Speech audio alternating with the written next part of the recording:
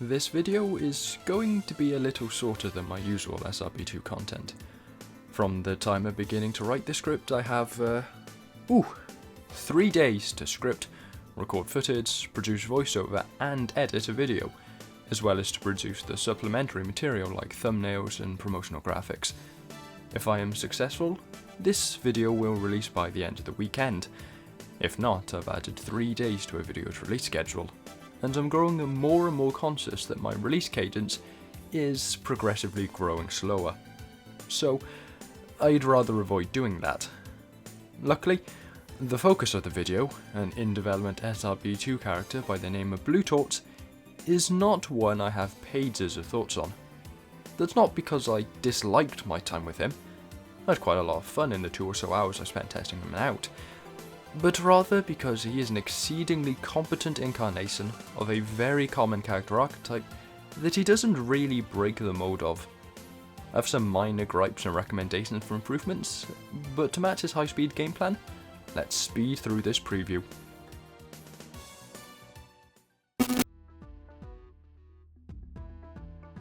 Luckily for me, BlueTorch has a moveset that you've seen many a time before. Let me list his abilities. Double jump, thock, crouch, slide, peel out, body slam, parry, and tricks. I don't need to explain what a double jump or a thock is, or the fact that the thock will act as a homing attack when within a certain distance of various objects. Crouches and slides are your spin equivalent, the peel out just moves your spin dash mapping to custom 1 over holding spin, and the body slam is a ground pound with a different name. The parry and trick systems are more unique, but we'll get to them shortly. On top of these abilities, you also have a dash mode. Because you really a custom SRB2 character if you don't have one of these, and outside of scoring your runs, rings are entirely replaced with a health system. 4 strikes and you're out, with your health being replenished when crossing checkpoints. Would probably be a bigger deal if it wasn't as experienced with SRB2 as I am, but I didn't really notice the change outside of some boss fights. I just wasn't getting hit 4 more times between checkpoints, so it doesn't end up changing how you play the game. But what are you doing with these abilities? Well, BlueTorch is a medium difficulty speedster, and you should be combining abilities together to keep up momentum and go as fast as possible. I say medium difficulty though, because you're not naturally that fast, like a lot of other speedster custom characters. Speed comes from tech and abilities together, which would usually be moving a character up to a high difficulty, but the tech is really easy to pull off. Double jumping and thocking at the same time will give you a height boost as you thock, while sliding will allow you to maintain a massive amounts of speed over what you should have when combined with thocks and slopes. Additionally, you can use tricks with custom 1 when launched by a spring, before using the jump or spin button to launch yourself upwards or forwards. Even boss fights can be done very quickly, between a very powerful homing thock and the parry, which reflect projectiles if you're pressing custom 3 when they would hit you. It can be a little temperamental on what it wants to work on, but I think that's just because SRB2 is really inconsistent on what it recognises as a projectile. Lasers and energy blasts and hell, even bullets don't seem to count, but missiles and bombs are fair game. There's not really any rhyme or reason to it, you just need to learn from experience what will and won't parry.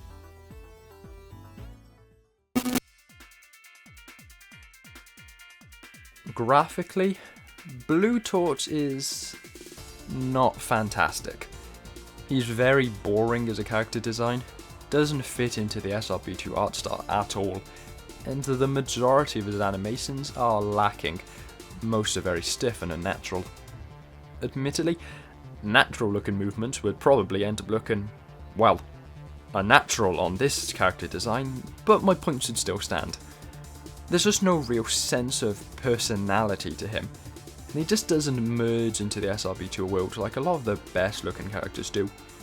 Talking to BlueTorch, the creator, not the character, it seems that the sprites are all currently unfinished, and while they intend to stick to the broad style already established, I hope they look at these animations in particular, because there are a few that are slightly better. The victory animation, for example, has some nice smear frames as the arm moves, and if this was expanded to the rest of his animations, I think the chosen art style could work a lot better. But in addition to the usual character sprites, we've also had an overhaul to the GUI, which is once again fine. Any sort of custom GUI is fine, and this is a pretty middle of the road one. The health bar is pretty stock standard, although I do like that bosses now have one, and the face-off animation that plays once you get them into low health, even if it is inconsistent when in the boss fight it ends up playing, or indeed, if it ends up playing at all. The achievement pop-ups are fun and something I haven't seen before, and can be viewed via a console command, as are the speedometer notifications that appear when you pass a checkpoint. I don't see any reason why the speedometer couldn't be permanently on screen though. Put it in the bottom right, or replace the score monitor with it, seeing as the timer is already gone and is arguably more important for the average SRB2 player to see in a level than the score.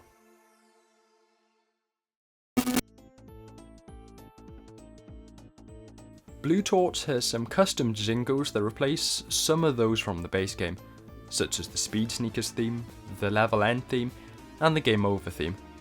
It's a sort of low-pitched chiptune, and while I won't be going out and adding any to a playlist, it's good enough to avoid being ear-piercing. A lot of chiptune tracks just really hurt my ears, especially higher-pitched stuff, but this is fine. There are a couple of other audio changes and additions, but the only one I'm really going to bring up is the footstep sound. It's fine having footsteps, but when they sound like a malfunctioning sorting algorithm, the fact that you're going to be hearing it near constantly quickly gets draining. It just needs to be a little quieter, a little softer, and just generally a bit more subtle. It should almost fall away as you play and not grab the attention as it does now.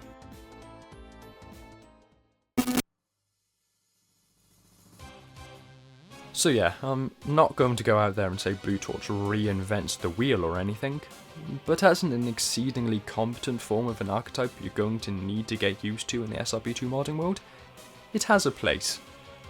Who would I recommend check him out though? Well, I think he's already a fantastic way for someone to begin learning how to speedrun SRB2.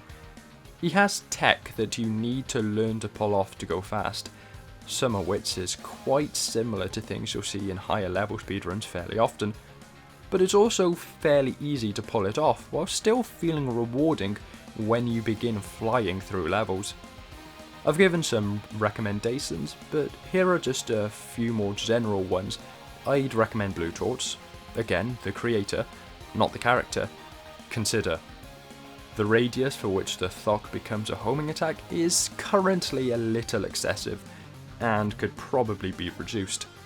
The bouncing effect you get when hit by certain fire or electric attacks should return control to you after a second or two, as currently it makes certain boss fights quite infuriating. Melsonic. And just a little more work needs to go into optimization. I had a little lag in some levels I've never experienced it in before. Sorry for the shorter video. If you have any questions about the preview, feel free to ask them in the comments. But I hope you enjoyed it regardless. And ciao.